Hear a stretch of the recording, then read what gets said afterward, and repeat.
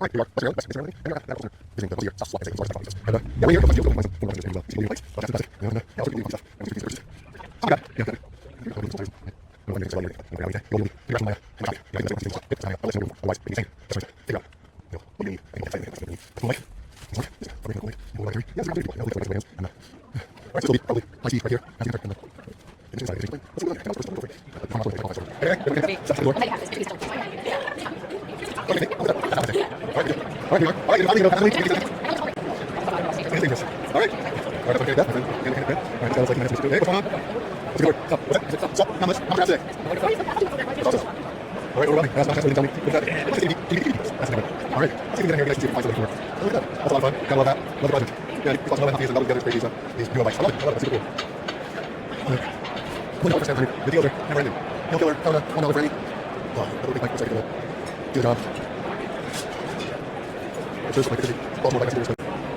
Right now, I don't know who I'm looking for.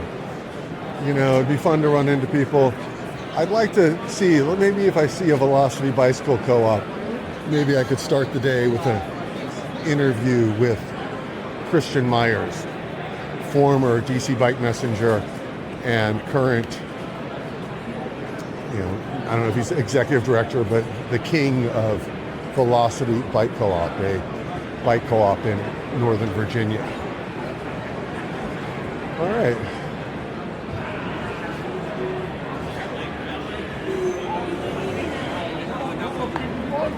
All right.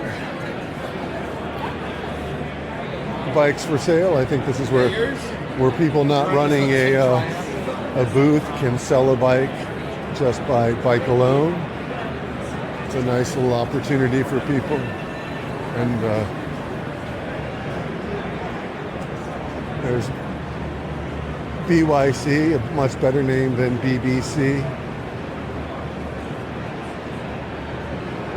It's interesting. I'm not seeing a Velocity Bicycle Co-op tent. They may have figured they don't need a tent for the indoor setting.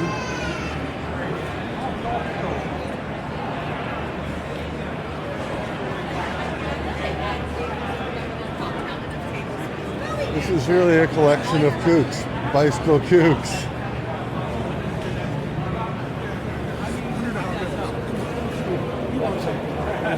What's up, Max? Here, hold on to this. We'll say a quick hello. What's up, Max? What are you looking for today? I was looking for parts for a road build I'm doing now. So a geared bike? Yeah. What's the frame? It's a Cat 3. It was an R600, but it's only frame now. I got some Mavic Syrians. I have I don't remember what generation 105, but it's 11 speed. Lined up for that. I need to get some cranks, but I just got wheels, tires. Here. Nice. Yeah. That's awesome. Yeah. So yeah, coming with a list is really the smartest thing, or else like I'm just walking blind and I could buy hubs that I'll never build. I bought everything that I needed before the general public came in. Okay, so you've been here all day. I've been here all day. Awesome. I came with Ivan. He has a vending spot, so I got everything before. So I'm not going anywhere else but here because I'm gonna end up spending money more than I need to.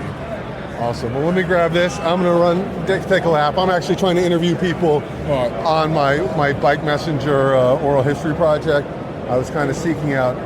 Do you know Velocity Bicycle Co-op? Did you see there? They're right there. Perfect. So see where the the free bike between the free bikes and kits and gravel grind. Those aisles, right after the tent, you're gonna see like a long line of tables. I think it's between Chris and Bob over there. Awesome. But yeah, the end of the table, if the bikes are still there, it's a Trek, and then I think the S-Works at the end of the table. Well, that's a good enough range. Awesome. Thanks. See you around, Max. Maxie's Messenger, Jason, you know, and we got some familiar faces over here. Yep. All right.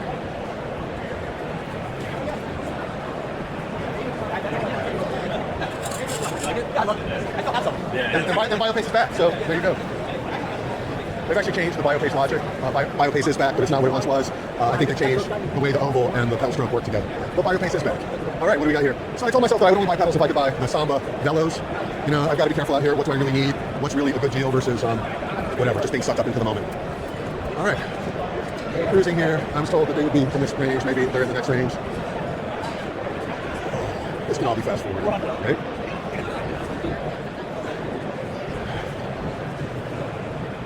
Shoes, $20 each. Gotta love that. Maybe I would buy a pair of CDs or something if I could get them for 20. All right. All right, walking, recording. This will be a fast forward type situation. Okay. Well, depends on what you want to do. Yeah, I'm not seeing the Velocity Bicycle Co-op. This is the basic area where I was sent. And look at that records. That might be what I need. What sort of records are there? This is getting super funny. It's amazing. Multiple people looking at the records at the bike swap. Maybe I'll sell bikes on a record fair. What's going on? How you doing? Pretty good. I'm actually with my dad and Christian. What's Okay, going here, on? here. Oh my goodness. I was actually looking Oh for my goodness. Christian. Yeah, they're right over here. All right, so what have you seen today? Oh my goodness. All right, Well, help me out. Diego. yes. So this is Diego. I'm running into Diego. Diego is the son of Bennet. Bennet is a long-time bike shop employee, the king of big wheel bikes in Old Town. At a new set. How's the new location? It's working out actually. For what it's worth, it's working out. Right through here, here's Christian. Oh shit. Yeah, we just we're helping him out, you know. This is and you know, nice variety of This guy's not helping anybody out. This guy is talking. Yeah. I mean, Oh my goodness, yeah. Oh my goodness. But, so what are you up to? Right now, just looking around. I just seeing, you know, just anything that catches my eye. You know, I did buy a nice Bianchi though, all campy record for $450, so that was kind of nice. Here? Yeah, here. So Yeah. how many bikes do you own at this point? I want to say 20 total, at least a minimum of 20. So I think you should be selling them. You shouldn't be buying them. Yeah. Well, you know, it's funny. We did, but then we went back to buying again. So it's kind of this whole pattern. You know, we buy, sell, buy, vice versa. So I see them selling records over here. Maybe you could have had a button booth. You know, that would have been nice. That would have been nice. You know, I would have had to get cycling ones, of course, but yeah, that would have been nice. Or maybe not necessarily. I don't know. I mean, it's funny. I saw the records and all these people were looking at it. I was like, oh, I think that I'm gonna have go try and sell bikes at a record fair. Yeah. I mean, because you're standing out. You're the only one selling records. Yeah, that's true. You're the only that's one a good selling point. bikes. And a lot of people are looking at them. So yeah, that's a good point. That's a good point. Oh my goodness. Oh my goodness. Anything that catches your eye as well? Anything you plan on buying? I'm just here. I don't have any money. Oh, you no. know, Yeah. I've got a low dollar option on some things. Like some things I would buy. Like I saw shoes over there for $20. If I get a high-end set of road shoes for $20, I could use a new set of shoes. Yeah, there but it's you not go. vital. I'm riding a lot of flat pedals now, so I don't necessarily need that. But no worries. But yeah, I mean, I could always use a new jacket or whatever. Yeah. But I'm not really looking to spend money. I know. But yeah, you know, it's good to have that willpower though. I don't blame you. You know, No, don't get me wrong. I brought $200 in cash. Like I'm ready to do some Oh, my purchasing. goodness. Oh yeah. And then No. got my bank card. Oh, of course. Oh my goodness. No, All right. that's awesome though. Your Let's dad got him. transition to this guy. Hold on to this real quick. What? Fucking A. Inappropriate. Call HR. Is there a bike swap HR? I was in the sauna the other day, and there was an old man covering himself, talking to me, having a regular conversation like you and me, while he was just shaking under the towel. And I was Get this closer. Get this closer. All right, so you got his number? What's the story? I saved it You for guys he's living in your house now? I texted it to you. Awesome. That's wonderful. So, okay, so this is C. Bennett Moore, Charles Bennett Moore, bicycle legend. Christian Myers, another bicycle This is all legend. him, man. Yeah, so I was hoping to talk to Christian if he had a minute. He probably All won't have his a minute. stuff. He probably has 30 seconds. 30 seconds. Yeah. Okay, so, you're not the proprietor, but you're the soul behind Big Wheel Bikes in Old Town Alexandria. And Diego says the new location is good. You got to check it out. You got to see it. It's small. It's half the size. Yeah. It's very challenging for new bikes and for repairs, but it's working out. No parking, well, it's awesome that you're still a shop. and we're still a shop. It's cozy. And so, But I like with it. half the size, there was a long time that you guys were doing a lot of bike rentals, but has bike share and other things ruined bike rental for your shop? No, it's not like the good old days, like when you were there, when we have like a line of, 30 people at the door, you know. So we do a lot of reservations, you know, and it's walk-in. So we'll do probably, I mean, it pays the rent for the year. Oh, yeah. That, you know. That's awesome. So what are you up to? Man, I'm ready to retire like you. I want to be a retired guy walking around with my camera, talking to people. I mean, I'm working as a dog walker. It barely pays And I the want to bills. walk dogs. I was always telling somebody that. Yeah. Diego has a little business. I think you would do well with it. I'm working for a company, and to do well with it, you probably have to have your own company. Well, you know, that's a big commitment. Come on. That's where I'm at. Too old to commit. Well, so that's Too what I'm old to saying. commit. Is like, what ends up happening is if you get your own dog walker company, then you can never take a vacation again. You would never win. Yeah, I want to just retire and walk dogs part-time. That's what I want. Well, And ride my bike. I mean, I want to ride my bike. I'll tell you, the problem is I have so little money that it brings in like these waves of depression. So it's not like Money. Come on, you it's got not your like health. I got my You health. got your house. I have my house You got and a my health. girlfriend too, I think. Yeah, I do. She's here. I think I've seen pictures of her on your. Yeah. You're always posting stuff. You're doing great. What But are you we talking should. about? Yeah, I am great. That's the spin we need to take. Yeah, on it. don't talk about it. Give me the shit back. Yeah. All right. I'm gonna say hey to Christian real quick, and then I'm gonna come into the staff only area. Oh yeah, that is. Yeah, you're crossing the lines here.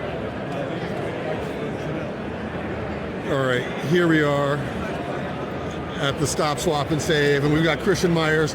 Give me 2 seconds, Christian. All right. Okay, Christian, you were a DC Bike Messenger, correct? Yes. So what years were you a messenger? I'd say I came in around 96, 97 to 2003. That's a decent good bit of time. And so I remember, I kind of have a vibe on who you were. You came in as a skateboarder, and were you a fixed gear guy, or?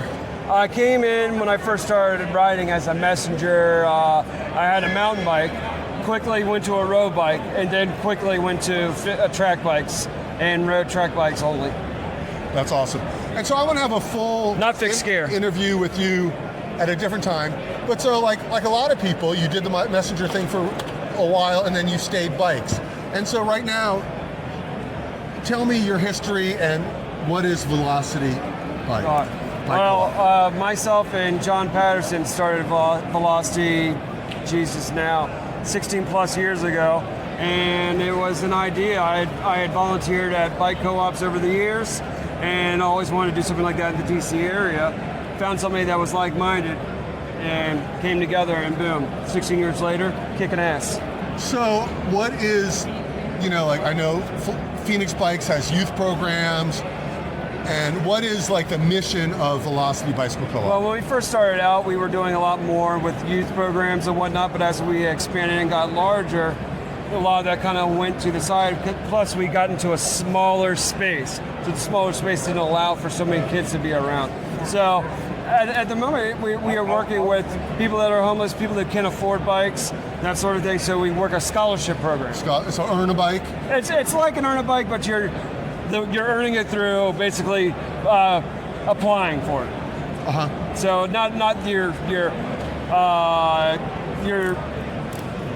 normal earn a bike where you actually come in and work on the bike Okay, so yourself. the people apply for it and you say that they're deserving and needy, and then you gift them a bike. You get a bike, you get lights, you get a lock, and a helmet. And so how many bikes a year do you think you give away? I don't know that exact number, but it's definitely in double digits and up there. Yeah, and Actually, no. Over 100, well over 100 bikes. Oh, that's amazing. Yeah. And I would say even giving away, a bicycle can change someone's life.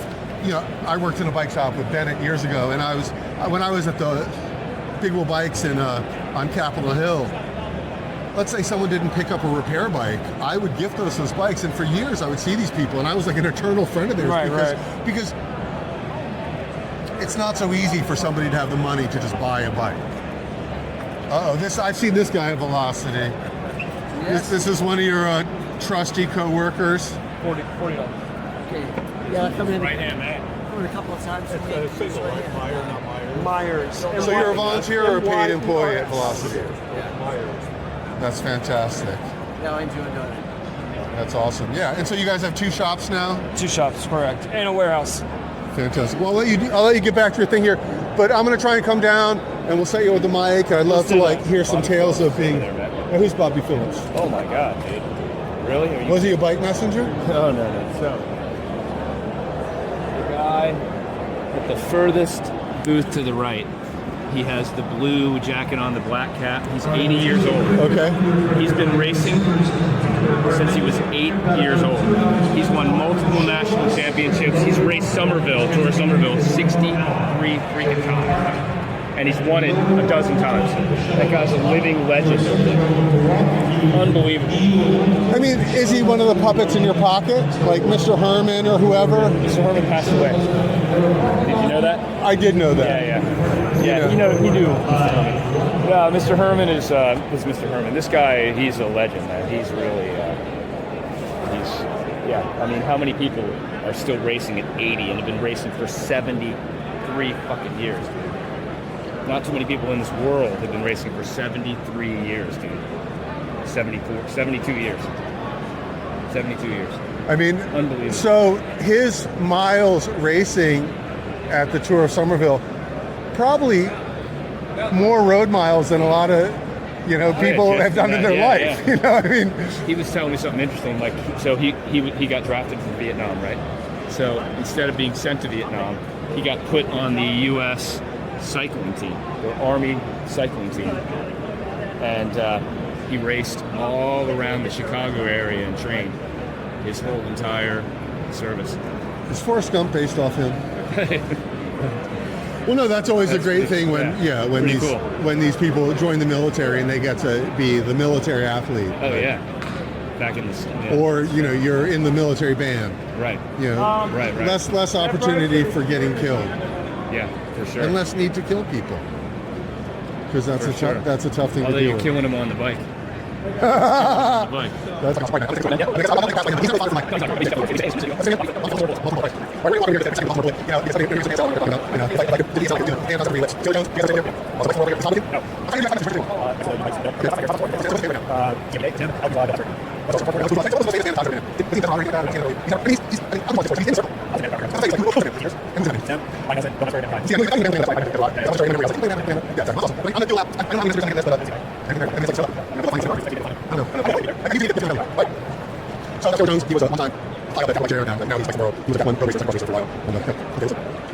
So, I was just talking to someone over here, an old friend of mine, and are you the Baltimore Bullet? So, I'm trying to do an oral history project on bike messengers, but maybe real quick, since it is interesting, maybe you could just tell me. So, you're the Baltimore Bullet. Yeah, I'm the Baltimore Bullet from Bobby Phillips. Phillips. Now, what is your cycling history? Well, I started racing when I was 8 years old. My mother raced for 15 years. My father raced when he was 82, and I have not stopped racing. And so so now you're in a master's category. At your peak, were you Cat 1? Yes. And so did you race internationally? Were you ever on a team? I raced in Austria, I raced in Japan, I raced in Trinidad, and I raced in Barbados. That sounds amazing. Some of them were track and some of them were criterium. And so you're still racing now? Yes, in fact, on May the 29th in Truxelltown, PA, which is the grand opening of the start of the bicycle track, everybody was inducted to the Cycling Hall of Fame. They're having a ride around the track on that evening. That's fantastic. And so, with your racing, do you race on the track or the road? Both. And so the knees don't mind the track bike? No. Yeah, what's up? Yeah, that's fantastic. I have a little arthritis in my left knee, but for 3 days it hurts, and then for 3 months it's okay. It's kind of like the weather, I guess. And so you still race, but did you ever downgrade it to touring or anything like that, or only racing? Only racing. In fact, I'm leaving March the 15th to go to Orlando to train for 15 days. Well, that's a great plan. Well, it's good to meet you. I'll check you out online. And so I'm trying to do a podcast that interviews bicycle messengers. Oh, very good. Did you ever work as a bike messenger? No, never did. Nope. See? All I did was race and train. That's awesome. And That's awesome. Traveled to lots of races. In the wintertime, I used to speed skate. We're familiar with that crossover. Oh, yeah. You know, Eric and Beth Hayden were, you know, phenoms in the 1980 Olympics, and then, you know, Eric Hayden had his pro career as well. So that's a miraculous. So at what level did you speed skate? Well, I went to a lot of races and stuff like that. You know, I did fairly well. I mean, I wasn't a superstar, but I did well here at home in Maryland. We used to skate off of Falls Road, and Michael Phelps actually closed our skating ring up. So you're saying the swimmer Michael Phelps closed is at the Cabin John rink, or? No, it's a Meadowbrook. Okay, Meadowbrook. And why did he close it? To put a pool there? I have no idea. Yeah, I grew up in Bethesda, so I'm fairly. I live in there near Towson. Okay. Parkville. Okay, Harford and Joppa Road. Nice. That area. Fantastic. And I was raised in Dundalk. My parents used to live in Dundalk. But my That mother, sounds like a blue-collar town. You wouldn't think you'd be a bicyclist or a speed skater in Dundalk. Yeah, well, I mean, I was raised there, and then we moved to off of Lock Raven Boulevard, and then we moved to Kearney, Maryland. We live in Kearney now, my wife and I. Awesome. And this is all personal bike stuff, or? Yes, mostly it's all my stuff. Awesome. Well, it's good to meet you. Right, sir. Thank you so much. Have a great day. All right, so that was the Baltimore Bullet, and you know, it's remarkable. You know, like Bennet was saying, he has a long history of racing. He's raced bikes for over 70 years, and yeah, hats off for him for being cooler than most of the people in this room. All right, I just want to fast forward, I think. And here we go, next.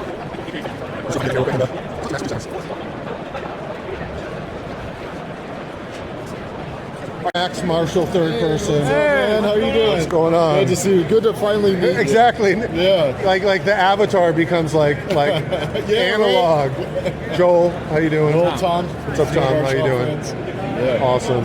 So I'm doing this oral history project on bike messengers. Were you ever a bike messenger? No, Max here. All right, Max. How you doing? Let me give you the mic real quick. What's this for? So I'm doing this oral history project on DC bike messengers. Oh, yeah. And some of the interest is some people were bike messengers, and some people after their bike messenger experience have moved on to other things. And I'm familiar with you from your bike shop at Rockville, Bike Max. Maybe you could just tell us real quick when you were a bike messenger, how long you were, and then what is Bike Max? Oh, yeah, sure. So I was a courier, not for too long. I think only like 2 years in DC. Mostly food delivery, a little bit of law firm stuff. It was a lot of fun, man. That's a fun job. It's a tough one to stay with, but yeah, I love bikes, and that's kind of how I moved to the bike shop. And so you've got a small bike shop. So tell me about Bike Max. What would someone expect if they were to go check out Bike Max? We kind of focus on custom builds, used bikes, gravel and road, track stuff, weirdly, which is something that a lot of shops don't really touch. Yeah, and service. You know, we're not really pushing, we're not a Trek store. We're not pushing, a huge brand or anything like that. And really keeping bikes on the road. Sorry, I had to watch the thing. Yeah. And I'm trying to watch you. Keeping bikes on the road and, giving them a second life and stuff. I know you're an Omnium cargo dealer. Yeah, one of the few. Yeah, well, I mean, it's an amazing bike, and I think it's it is a premium delivery bike. They're fun as hell, man. I just don't even know if, yesterday was Valentine's Day. Mm-hmm. Oh yeah, and Urban Stems used to. Exactly. Yeah. Urban Stems was Unfortunately this is Keisha. She's a road racer, DC person, cool. so fun person. I know her through local rides and stuff like that. Sweet. She's done some of the Alley Cats that I've hosted. Oh, cool, man. Yeah. But yeah, so give us one moment. I see I'll follow you guys on Facebook, and it's always fun that I see people I saw Max was over here earlier. I'll see people that I know from the DC scene on your bikes. Yeah, no, it's I try to put a lot of people on them, mostly couriers, but every now and then we have someone that's looking for something else. Unfortunately, they're tough to get right now because they closed U.S. distribution, which hopefully, if the tariffs don't make it through the Supreme Court, we'll get those back. But right now, it's a little difficult, which sucks, because we love Omniums. I mean, they're fun as hell. That's what I ride every day, man. badass bike. Yeah. When I did deliveries for Urban Stems, Oh they my had a God, they're- fleet of them. they're so fun. Yeah. And I mean, it's sort of funny. A lot of times guys will show up in an alley cat, and it's like, it's really not that much heavier than a regular bike. No, and what's cool about Omniums, unlike a Bullet, they handle much more like a normal bike. So, you know, they don't have the weight capacity as much as Bullets, but it rides like a normal bike when you're not carrying anything, and that's something that I love. So if you want a cargo bike that you love riding, can really, you know, kind of carve corners and stuff like that, Omnium's the way to go. If you're carrying heavy stuff all the time, Bullets are pretty good. I don't sell them, but I really So like is them. Omnium going to give me money for this commercial that we just did? I hope so. All right. They're not doing US right now, but hopefully they come back. We'll see. All right. Well, I'm going to mill about. It was Yeah. great to see you. And Pleasure, man. yeah, you know, I'll probably be by your shop in the spring. Yeah, hey man. Great seeing you. I was just out there with you. What's that? Yeah, she's out doing a lap. Oh, nice. You know, you got to give her some space. Let her buy some chips. Want some snacks? We got some chips on it. All right. What do we got? Every $5. Cheers. All right. Good and easy. All right. So that's Bike Max. There's my buddy Rob Hardesty. Went to high school with him. I was his best man at his wedding. And, all right, Rob Hardesty. Grab the mic real quick. All right. So, you know, I'm doing an oral history on DC bike messengers, and some people were bike messenger for 10 years and some were for 10 days. And people would say that you're 5 not days. a bike, you have to do 10 winters before you can say you were a bike messenger. All right, how long were you a bike messenger for? 5 days, 1 5 week. days? You didn't even make it to 10 days. I made it to Friday. You made it to Friday. So did you get a paycheck or did you just say fuck it? I got a paycheck. So what year was that and what was the company? Apple Couriers in 1987. Now, you were probably on the Bianchi Grizzly. I was on a year break from college that I took a gap year to do exciting things. And bike messenger work just wasn't for you. Just was not for me. So tell me about what was it like and what is it that didn't work for you? It was really cold, nasty February weather, and I'll admit it, I'm soft, and I did not like working that hard. Well, I like riding my bike. I did not like working that hard. Well, I would say that, yeah, I've been in this situation. I worked for Capital Bike Share as a mobile bike tech, and I started in the winter, and my first week was brutally cold, and the next week it rained like every day. And I was like, if my second week had been my first, there wouldn't have been a second, or in this case, a third. And so I could fully get how someone, if they're not committed to the job, and yeah, every dentist wants to be a bike courier on a sunny day, but who the fuck wants to be a bike courier in the rain or snow? In February. But no friends yet. What's that? No friends yet. Nobody was doing it. You weren't around. I don't remember why. College, probably. But yeah, I mean, Apple Courier was an interesting one, and in that era, Apple Courier employed a lot of not necessarily like people that we were adjacent to. There was a huge Cedar Crest skateboard culture that worked over there. Yep. And, yeah, it's intriguing. So what did you buy today? Helmet, some clothes. How much was the helmet? Helmet was $50, new in the box, MIPS. I just had to go with powder blue, and if I'm willing to wear powder blue for the good price, then it was a great deal. Yeah, I'm not sure if I need to spend any money today. You know, Well, I needed a helmet because I lent it to a friend who crashed the bike, and now there's a dent in it, and you're supposed to do the responsible thing and get a new helmet. So yeah, and also helmets have shelf life. Styrofoam contracts over time, and they lose their protectability, and most of my helmets are probably old. In fact, some of the helmets I have, I bought here years ago. all right, But I get it. yeah, let's walk. All right, hold on. I gotta. You cutting it, or are you just gonna keep going?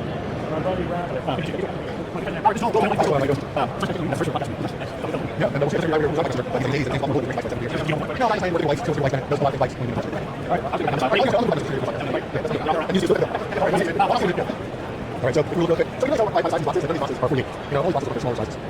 So no reason to be deal, but none of my size. All right.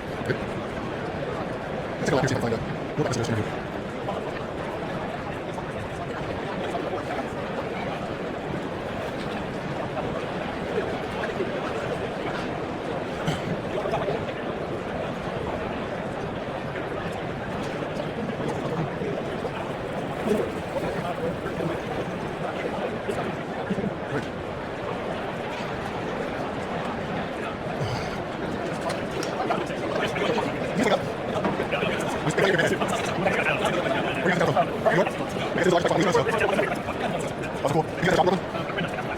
Nice. Well. Good.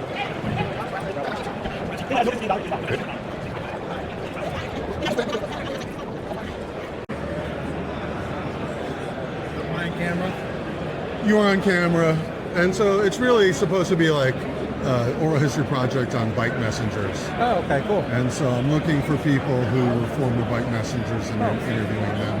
I can't help you there. Yeah. So how's Cobalt doing? Pretty good. Yeah. It's a slow time of the year. People are getting antsy though because they haven't been able to ride. I was a car messenger in college.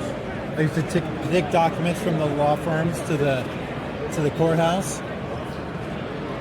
And sometimes I would deliver roses to the secretaries in the law firms, they loved that.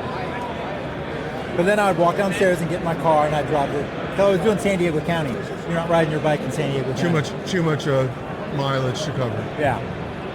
Well, back in the day, when there were bike messengers, I mean, it was a weird evolution. Like, a lot of people think, like, oh, the messenger industry was bike-centric. But it was years and years of cars, trucks, motorcycles, mopeds, and bicycles. And only because bike messengers wanted to start their own company, or companies started that were dedicated to bikes. Yeah. And then numerous people started bike messenger companies, like Pat Riggins, who's on DCMTV with us, and then a few other people, this guy Bruce Barron, who's in the 70s, and then these people were bike specific and had their own companies, but then they had to migrate to the car, because even in this moment there just isn't enough money to fill the bag so bicyclists can go around. Yeah. I mean, there's like maybe a dozen full-time messengers, maybe 20. I mean, I don't think it's the end of the era. I think it needs to go through an evolution, and people need to see its potential. Yesterday you mentioned flowers, and yesterday was Valentine's Day, and there was a company called Urban Stems that for 10 years had full-time employees that got health insurance that on bicycle delivered flowers every day. And on days like Mother's Day or Valentine's Day, people like myself would handle overflow. And so maybe 2 days before and 2 days after, I could make several $100s a day delivering flowers. Yeah, peak times. Yeah, exactly. But they had to change their location. They lost their lease downtown, and they couldn't find another downtown location that would have had potential for space for refrigerating units to hold flowers, for building flower displays, and then sending bicycles out. So they just eliminated that, which is sad, Yeah. But yeah, so this is what I'm doing. You seen anybody here? I saw Todd and Kelly. Robert Lee. What's going on? So I've moved to video now. I'm trying to do a oral history project on bike messengers. Really awesome. Yeah. How are you? Good. How are things going with you? What's that? How are things going with you? I mean, big picture, good. Good. Things are all right.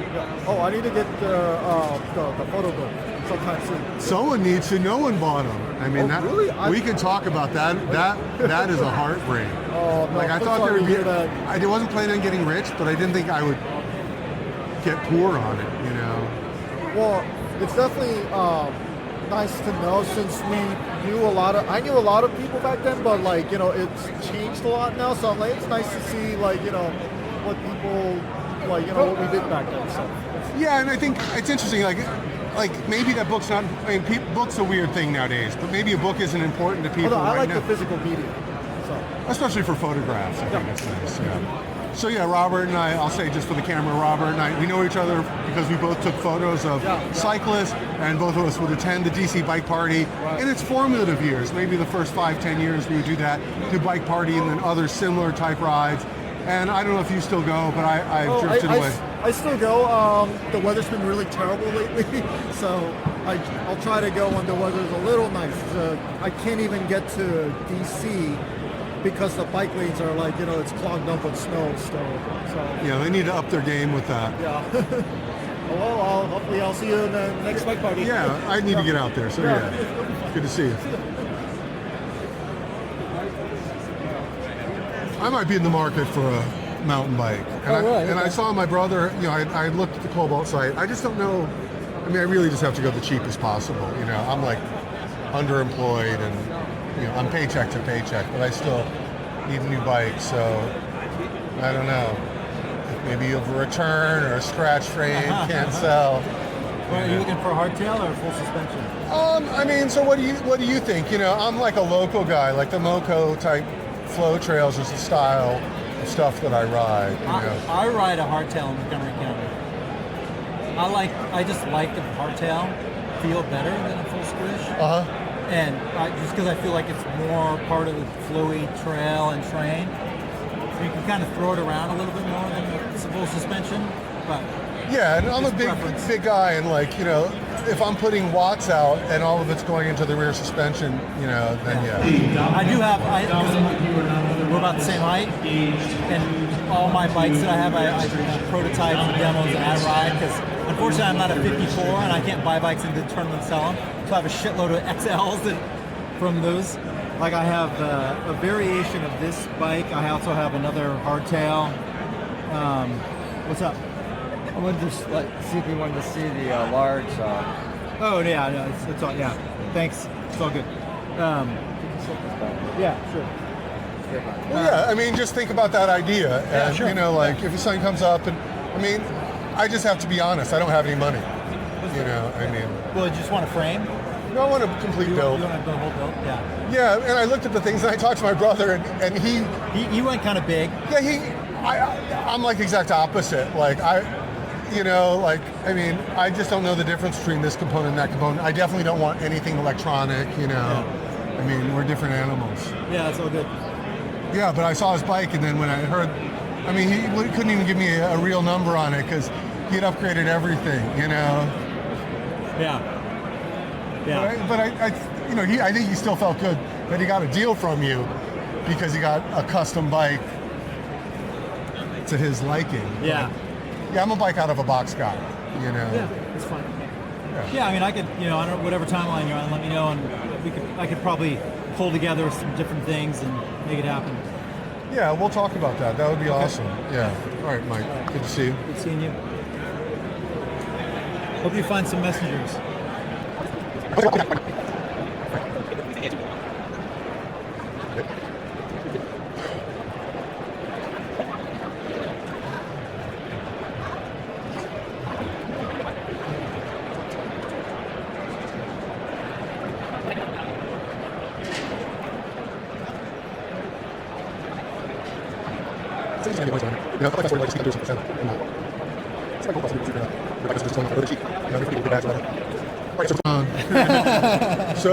So I got this camera here, and I'm trying to do like this project, an oral history on bicycle messengers. Were you guys ever bike messengers? I mean, not like. Can you hold this? Oh. Okay, where are you guys from? Lancaster PA. Yeah, I'm from Lancaster. I grew up in Philly, but I'm from Lancaster. That's awesome. So yeah, there's no urban environment in Lancaster, but Philly has a bike culture. What's that? There's a city in Lancaster. I mean, there's an urban environment. It's fair for you to say because I maybe have driven past. You know, Right. so Yeah, you're saying like you know, you've got like Paris, London, New York, and Lancaster's on that list. Well, no, but there is a metropolitan area there. Is there? I didn't even realize that. Like, so could there be a delivery culture? I think at one point there was. yeah, maybe there was like maybe like an underground like messenger group. He's selling himself short. He does delivery on his bike now. Yeah, I guess Is like that usually you do weed delivery? I do like DoorDash and like later, John. In Philly, or I do like food delivery on my bicycle. So I would say that, you know, the world has changed. Like 30 years ago, the gatekeepers would have said food delivery is not messenger work. But since there is no messenger work, food delivery is now the new. I would say any delivery nowadays, even if it were weed on the bike, would now qualify in 2026 as messenger work. Yeah, I guess like if there's a demand for like, you know, a product. I guess my thing is like I like doing deliveries, but I don't really want to like work for like a super corporate like company like Uber or like DoorDash, you know. So it's like it's hard to like. So do you have your own clients? I mean, no. I just, you know, I just use like the. Oh, there's an app. Yeah, I use like the mobile app and like ride around and like you can make some money in a day, but it's like if you had like a messenger, like if you had like a group of cyclists, like back in the day, like in New York or San Francisco, you could probably have like messengers. I think there's I think there's a. There was like 5 messages. Yeah, I would like there to be bike Harrisonburg, messengers. Virginia. Like it's also like small town, but yeah, just like you're saying, it has a municipality, and so there's this retired pro mountain biker, Nick Waite, and he ran like a cycling like pros closet, I think, or whatever. I hate to say it, I always say the wrong one. But then he had a delivery company, but they just folded this summer. It's, That's the thing. It's like if you make your own like business, you have to like, you're competing with like the big like. I guess you have to break through that. You got to break through that like the demand for like Uber Eats and DoorDash, and a lot of like deliveries, people are using their cars. So if we can like have more bike deliveries, it's like less traffic too. It's like we can solve a bunch of problems by like just doing like micro economy stuff. I agree with you, but I think if in the future they were to create a delivery, let's say FedEx decided to put pneumatic tire 2-wheel vehicles, like it will be e-bikes. No company is gonna start with the idea of. I mean, Amazon's already got it in New York. They have those e-bike. They're like enclosed. Right. Delivery. I hate that shit. It's just a fucking loophole. Like putting these golf carts. It's like no pedaling. Like the e-bike where it's like pedal a golf assist. cart. And even if it's up the bike lane, I'm with you. It's a golf cart, and then when they park, they take up this massive space. Yeah, I'm no fan of it. I see its place, but yeah, I guess like not to get too like I don't know, political. Like we need bike lanes and like we all want less traffic. But I do like if you're a bicycle messenger, you don't have to like worry about like parking your car. Or, like you can just roll up and like grab the food and like you can do it on your own. You can like pedal it to the destination. Well, and that's the part that I think more people should get tickets for parking in bike lanes, and so the delivery people are egregious in their cars. No, it's like a total loophole. Imagine being a delivery guy and getting a ticket and being like, I didn't make any money today. Yeah, so like, I mean, because they got a parking ticket. Because they park illegally all the time. I'd like to get a job where I just, as a citizen, go around on my bike and just ticket everyone who's illegally parked. I mean, just the bike lanes and everything. Like, I know. It's like, how do you feel empowered in your own on your own bike? I guess. But yeah, thank you for like asking me about like bike messengers, because I do like the idea of like bicycle delivery. It's just like you need a demand, and you need people who are willing to like ride their bikes in the street. So people get prescriptions and they get them filled. They get the prescription, and then they get the script, and they go to CVS or Walgreens, and they hand it there, and then they sit there for 2 hours. Why doesn't it just on the computer go to the Walgreens, that person goes home, and then a delivery person starts their day, and they get 20 parcels, and they go and deliver 20, and maybe they go like back. a route. Yeah, or it wouldn't be a route because it would be new addresses every day. But instead of having people spend 2 hours in their car, parking, sitting, I would love to get on board with that. Yeah, that would be, but it needs to be someone needs to innovate that, and then once they create that, you're like, hold on, like you're saying, so that's a reduction of congestion. That person would go to the doctor's and then go straight home instead of having to go across town to the CVS or whatever, taking up a seat in the CVS, not doing anything, sitting for 2 hours at the CVS, and yeah, they could totally like change that. The power of the stump jumper. Wow, you know her? That's so cool. Yeah, I don't know. That's Did you bike's, see that that thing bike's over there? older than her. It had a matching road bike. It was sitting right underneath its matching road bike, like same paint scheme. Oh shit! Like 700 bike. I would just be afraid. So a few years ago, I went to a much smaller bike swap, and I brought a bunch of stuff, and I just donated it, and I gave stuff to a few bike co-ops, and there were these guys who work at this bike co-op, and I said to them, you don't have to these don't have to be donations for the program. The mechanics can have any of these bikes or whatever. And so I'm riding my bike to work, commuting, and I saw this guy who was one of the mechanics or manager or whatever, and he was on a lower end frame of the frames I gave him. I said, why are you using this, the Rocky Mountain Blizzard? And he was like, the frame was cracked. I was like, what about the Kodo Explosive? The frame was cracked. For sure. It's like a 90s bike. If I own that bike, I lugged those bikes around from basement to basement, from marriage, divorce, new house, and then I was never going to build up a 26 again, and so I donated them, and they should have been cut into wind chimes. All right, well, it's good to meet you guys. What's your name, man? Joel, Aaron. And so my project's called the Gwadzilla Podcast. I just started it. It's on YouTube, and like I said, the main goal is for me to use this camera and interview people mobile. And so I'm going to go ride with a few bike messengers downtown and just interview them with the wireless mic. See ya. A lot of smiling faces today.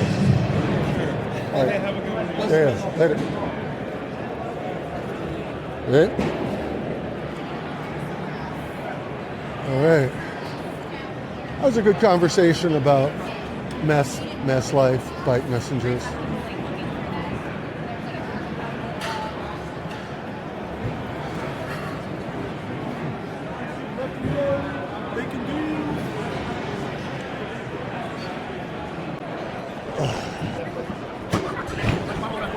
Only got 4,000 steps. Gotta take another lap. 7.71 miles.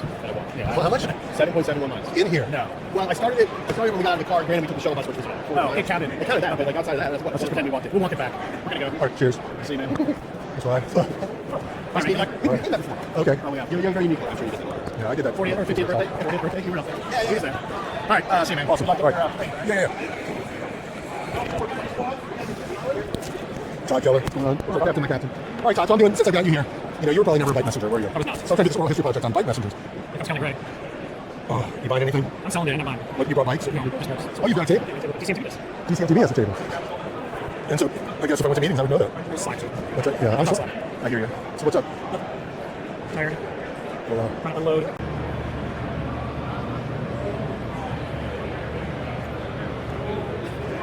what's up, Tiny? Hold on to this real quick. So, Tiny, I'm doing an oral history project on bike messengers. Were you ever a bike messenger? I was. Oh, yeah, you were. All right. So, And dispatcher.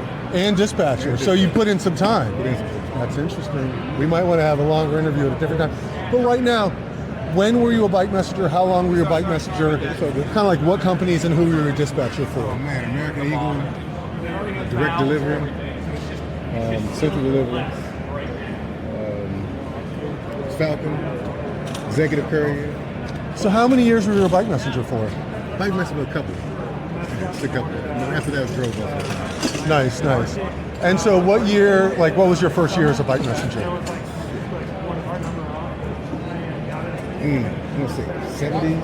70s? Late 70s, early. So it's always funny to meet somebody and for them to say something before 1985. Yeah, I'm and old. anyone before 1980, because a lot of people in the 80s thought that they were the first. Mm-hmm. But when it was really there's been delivery culture for. I had a serious free spirit. I mean, we see the movie Quicksilver, and you see the people in the beaters. It was only in 2000 that it became this Gucci fixed gear thing. People were just on bikes and cutoffs. Exactly, that's it. That's awesome. So, the transition. Do you have any anecdotes of being a messenger or Hard work. What's that? It's hard work. It's fun, but it's hard. It depends. When you're younger, it's cool. But as you get older, it kind of wear. Yeah, it's true. It is hard work and it's exhausting, and but it's a good lifestyle. It's an honest lifestyle. Honest. It's a lifestyle choice. Exactly. That's awesome. And so, what are you up to now? Just hanging, man. What do you do work-wise? Personal training, cycling coaching. Awesome. When are they going to reopen Haynes Point Swim that pool? Oh, that's a good question. Is that bullshit or what? Yeah, it's been down there for a minute. If you were going to put a pool in your backyard, it wouldn't take 6 years. Exactly. Like, you know, just put What momentum. are they doing out there, man? It's just crazy. I mean, it was the best pool in DC because it was huge and no kids. Yeah. So that reduces the urine content. Exactly. Reduces, but doesn't eliminate. It doesn't eliminate. Yeah. Urinate, eliminate. Yeah. Yeah. I remember seeing you up there, so that's why I brought that up. Yeah. Not that I'm a swimmer, but yeah. I saw you somewhere recently not too long ago. But you didn't see me, and I was going to yell out to you, and I was like, we're getting too old for that. Yeah, exactly. Yeah, there was a time exactly. Stop for everybody on the street. No, I can see him later. Again, you got to stop now because we're getting older. Sometimes you might not see the person next time. Oh, that's true too. You know what I mean? Yeah, so now I'm going to stop everybody. Yeah. All right, Tiny, it was good to catch up with you. Thanks for chatting me up. All right, so I got this on record right now. Like, we're running two people, Scott and his friend. So what's your name? Garrett. Garrett. And so you're talking about Bruce Barron, Bruce Legend. You're saying that you just helped him fix his glasses. Now, how do you know Bruce? Were you ever a bike messenger? No, I've lived in DC since '97, and I saw the big piles of bikes at the Big Hunt, and I've liked bikes since before then. So, you know, I just wave at people, and eventually I might get to know them. Yeah. So yeah, Bruce he's still a messenger, but he's in the car, but he's still on the bike, you know, doing alley cats and bike polo. He just had his knee replaced last summer, and he healed quicker than anybody I've ever known. Gravel and grind. What's going on? You getting rich today? Oh no, that's not the goal. Have fun. Awesome. Talk to bike people. How you doing? Good. So I'm working on this oral history project where I interview bike messengers, and this is my old buddy Scott. Our friendship was built off the fact that when I worked as a bike messenger, he worked as a bike messenger. I commuted back to my parents' house in Bethesda, and he lived at the DC line, and not as friends. We raced each other, you know, because your workday would end probably the same time, and we'd catch each other. Now we're friends. We haven't raced in years, but these are my memories of Scott. Love it. Good to see you. Great to see you. Yes, see ya. But yes, I have your number somewhere. Okay, too. cool. Yep. All right, I'm gonna mic you up. I'm gonna work. I'm gonna be out of here. These bike people They're crazy. They're not. Yeah. They're looking for a deal. All right, I'm going to jump in real quick. So the oral history project is on bike messengers, and here we have Scott. Scott, before we get into anecdotes or stories, I know you saved Obama's life. Could you get him back into office? Oh, that's a stretch, you know. I don't know if we're going to have a constitution or a democracy or a republic in the next 16 months. Okay, we were trying to joke here, and it's true. We are at a risk of democracy, but this isn't a political discussion. This is a discussion about bike messengers. How old were you, and what year was it when you started as a bike messenger? Oh, jeez. I believe I was 28 or 29. 28, I think. And what year? 83? 80 something? Yeah. 85? Okay, yeah. Because I was managing Proteus Cycles before that. And then worked at Chevy Chase Schwinn. And then I was too sedentary. So I said, hey, I got to move. So, bike messenger. And so how long were you a bike messenger? 26 years. 26 years as a bike messenger. And now the thing that always amused me is that you owned like 1,000 bikes, and you never rode any nice bikes as a bike messenger. No, because the work of bike messaging, they got rained on, they got snowed on, they got, if you weren't careful, they got stolen. So I rode on bikes that people didn't want, basically. And so, did you work in those 20 plus years? Did you always work for the same company? No. I worked for at least 5 or so different companies. And did you make pretty good money? Ebb and flow. It depended on how hard I wanted to work. Were you ever top dog at your company? You did it for a lot of years. No, I was never top dog. Strangely not. What's that? I was never the top dog.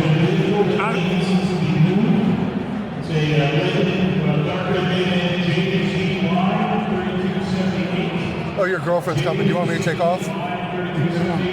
Oh, I'm sorry, she's going to the bathroom. I thought she was coming over to see you. So you're still riding?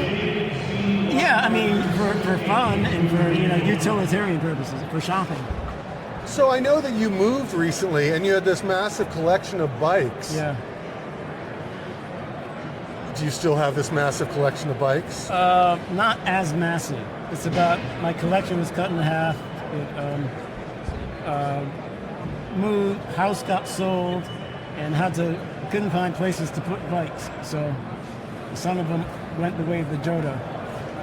The way of the what? Dodo. They became extinct. I hope you donated them. Bikes are not trash. Yeah, they're not toys. They're not trash. I understand that. I'm very big on reclamation and restoration. So that was part of why I had so many. I once gave you a mountain bike, an Outback mountain bike. Did you ever build that? I did not build it up. Neither did I. Yes. But it's a cool frame because it's a company out of Rockville or whatever. Yeah. So out of Rockville, so there's a table over here called Bike Max. Yeah. Have you ever heard of that shop? No. Well, it's a small shop out of Rockville, but they do some trading. And so you might be able to work something where you got rid of bikes and maybe got parts that you could actually need or use. Yeah. And they do builds and stuff like that. They're a full-on bike shop. Yeah. Something to think about. I've been trying to sell your bikes forever. Yes. I just thought it was a shame that, like when you found out you had to move, you're like, what am I going to do with these? Yeah. And, Yeah. So tell me, I did this photo project, and you were a part of that photo project. Mm-hmm. I took photos of bike messengers from like 2004 to 2024. Yeah. And one time I took a photo of you over by the U.S. Capitol building, and you told me a story about how Senator Obama stepped blindly into the streets and almost got run over by a speeding truck. You saved his life. Do you have any other anecdotes? Did you ride the elevator with anybody famous or run over the toes of anybody important? I got interviewed by Pat, some of the news guy who always had the weather stick. I would come out when there was snow on the ground and nobody else, cars were out there, and he would stop and say, "What are you doing out here?" I said, "Well, I'm a cyclist and I can't be stopped by weather." So, but yeah, other than saving our former president's life, I should have been in the Plum book. I should have been situated with at least an ambassadorship to, I don't know, Mozambique, New Guinea, Morocco. Didn't come. And so we were just talking about all the crap you have, and you bought more crap? Oh, yeah. So you've never been married? No, that's why I can do that. Exactly. So that's a sign of a single man having the freedom to bring home a box of crap that he doesn't need with money that he might not have. Yeah, and I don't have to hear. Yeah. I was married, and after the divorce, and I moved in my own place, I would stop at estate sales and yard sales, and I would buy. Like I've got this wooden parrot, and I've got I've got all this like really weird stuff. Yes. And it wasn't so much. I mean, I liked it and it was neat. Yeah. But I really enjoyed the notion, and it's raining right now. I really enjoyed the notion that I didn't have anybody telling me that I couldn't bring something into the house, or if I did, it would go in the basement. I know. It's wonderful. It is wonderful, but the warm body is also nice too. Yeah, there is a trade-off. I'd like to have somebody rubbing my old stiff joints at night. I'd like to have someone rolling me a stiff joint. Very good. It's so funny. So you're still in the area? In DC, yeah, upper Northwest. And it's funny, I guess I'm not out as much as I was because I was doing food delivery or I was doing Capital Bike Share, and that would have me on the bike, and I would still run into you downtown. Yeah. But yeah, we haven't bumped into each other. That's what I'm saying. Like, I could see you and I run into you, and maybe you'd be down by the Cherry Blossoms or wherever. I took some great shots of you over by UDC, or even of course DuPont, where all the. Yeah. So of the messengers, do you remember anybody who stands out in your mind? Anybody you're like, somebody was crazy or... Tony Beers, out of his mind. Bruce, the most intelligent courier I've ever met. He could do a New York Times crosswords, in under an hour. I mean, there are some standout figures here. It's an eclectic bunch, It's hard to generalize about who these people were and what attracted them to the job. Yeah. So what do you think? I mean, I know you said you worked in bike shops. It's funny because most messengers do the opposite. They work as a bike messenger and then go to the bike shop. Yeah.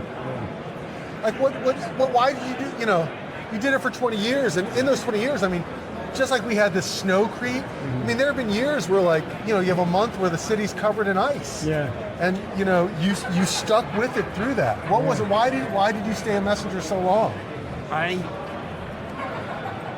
It kept me from being sedentary. It offered a strange. I never had anybody breathing down my neck.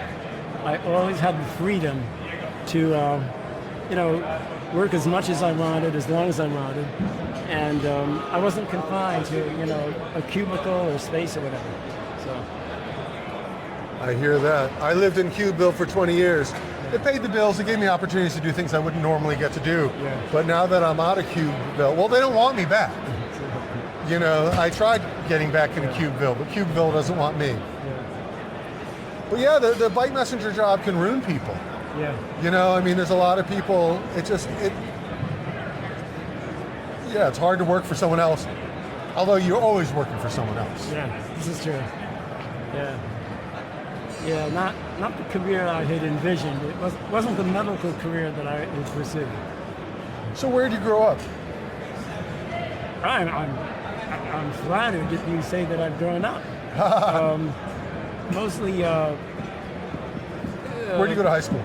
Overseas, Kuala Lumpur, Malaysia, and then there was. I was wondering what your accent was. Accra, Ghana, and then there was. My father was a foreign diplomat, so we lived all over the world. Oh, so he was a U.S. diplomat stationed in Malaysia and other countries. Right. And so do you think that your experiences in these cultures that were very bike-centric just by design, because it's whatever, do you think that it had an influence on you becoming such a bike-minded? I hadn't thought about that. That's an interesting observation, consideration. So my dad was a bicycle commuter when I was a little kid. So to me, like, the utilitarian bike just made a lot of sense. Yeah, for sure. And so, so I would say that there was some imprinting for me in that regard. Absolutely, yeah. All right, well, I think that's good for now. Okay. Scott, it was great to see you. All right, always a pleasure seeing you. Yeah. Thanks for letting me chew your ear. Hopefully we'll get to do an interview again at a later date. Absolutely. Look at this crap. You don't need anything. Brooks saddle. I mean, the stuff you bought looks like the stuff that I'm trying to throw away. Yeah.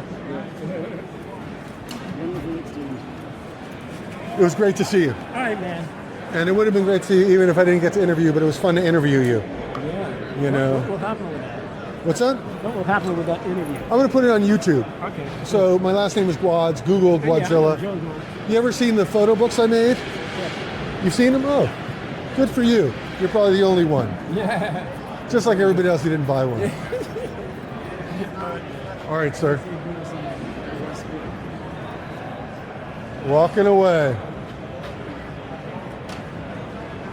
All right, things are winding down here at the bike swap. I carpooled with mechanic Beth and a few other people from Phoenix Bikes. Max, I used to be a messenger in Richmond.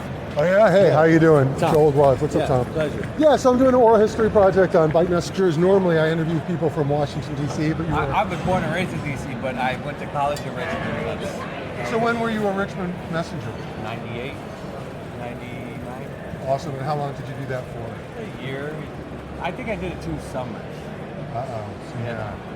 I'm not the gatekeeper. I don't decide who gets to say. No, that's awesome. The winners were definitely, I have other skills. You know what I mean? Also, I didn't do it for the money. I did it for the exercise. So, but how about You look like you got like a little bit of hipster edge. Were you attracted to it? I mean, Richmond's like this grungy hipster town. Were you riding a fixed gear already and decided? So you were already into the bike culture, and you're like, oh. You know what's funny is Max, I walked into his shop and he had my Vitas on his wall. It was my old bike I rode when I was a messenger. Awesome. And so are you involved in stuff like Burning Man or whatever? Do you remember that? You know, like all the other messengers and stuff would be like, let's go hang out after work and have beers and stuff like that. And I was like, no, I'm going to go take a shower. See you guys later. You know, I liked it. I liked riding. The culture was never like, I didn't fully, embrace it. Well, yeah, it's a bit of a sorority, and they might not have let you pledge until you were a certain time.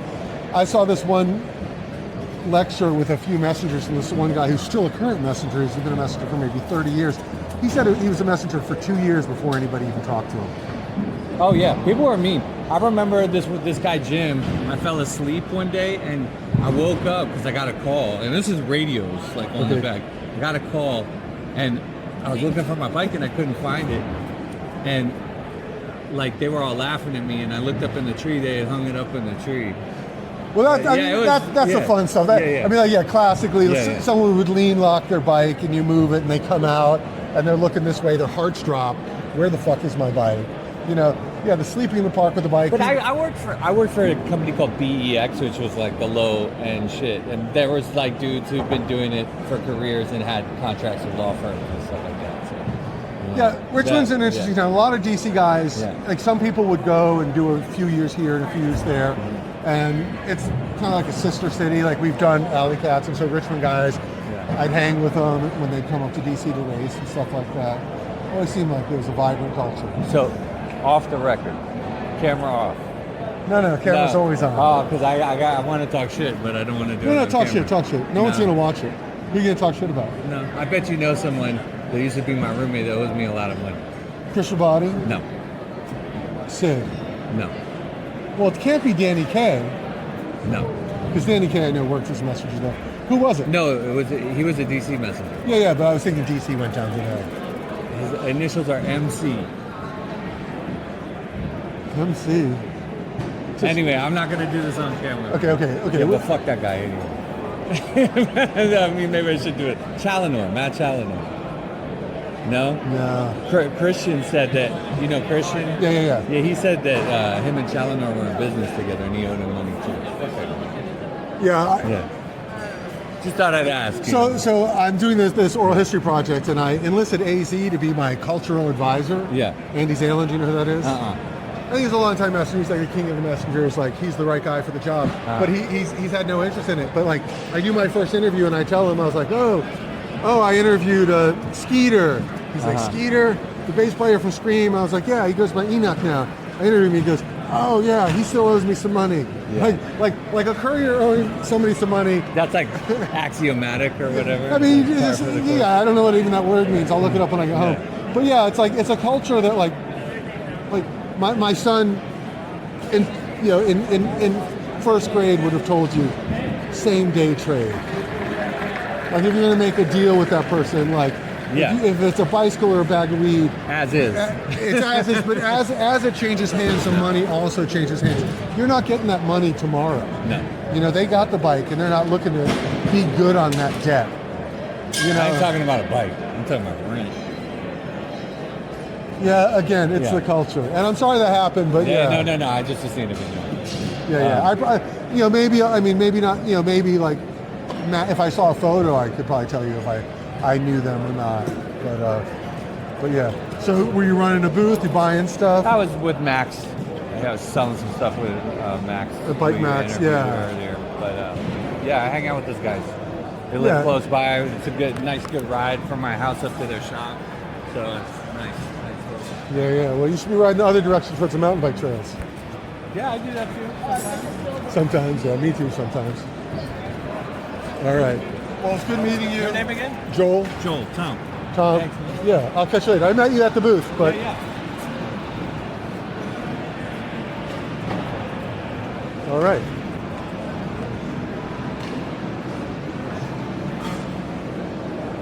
All right, we're doing an intervention. He's not allowed to buy anything else? Oh, it's like that. He's giving me Well, because he's not married, he needs someone else to step in. Like, he doesn't have a wife to shut him down. So he's, yeah. I understand this problem. He's my limit. Sad is I'm selling my ex-wife's bike while I'm here. Oh, wow. Can you get this ready for this for me? I don't want it in my garage anymore.